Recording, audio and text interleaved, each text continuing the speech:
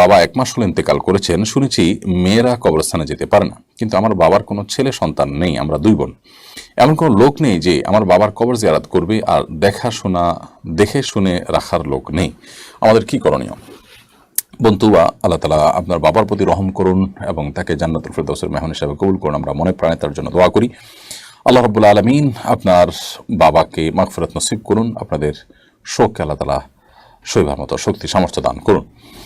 আর মেয়েদের জন্য কবর জিয়ারত করার নিষেধাজ্ঞার বিষয়ে আমাদের 2টি মত রয়েছে। অনেক ওলামা একরাম বলেছেন যে অত্যধিক পরিমাণে কবর জিয়ারত করার পরে হাদিসে নিষেধাজ্ঞা রয়েছে, মাঝে মধ্যে গেলে সেটা নিষেধ নয়, তবে নিরাপদ হলো মেয়েরা আসলে কবরস্থানের ভিতরে প্রবেশ না করা। সেক্ষেত্রে কবরস্থানে যে এরিয়া আছে, বাউন্ডারি আছে, তার বাইরে থেকে আপনি মনের যে আবেগ আছে সেটির কারণে হয়তো বাবার কবর দেখলেন মাঝে মধ্যে, কখনো কালে ভদ্রে, এটা আপনি করতে পারেন। আর বাহির থেকে আপনি দোয়া করবেন।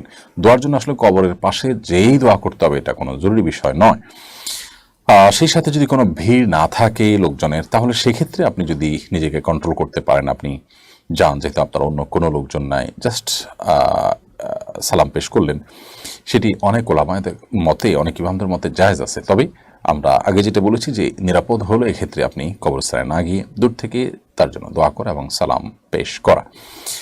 আর রক্ষণাবেক্ষণ তো আসলে এমন কোনো ব্যাপার নাই, সেটা অন্য কোনো লোক দিয়ে, টাকা দিয়ে আপনি করতে পারবেন।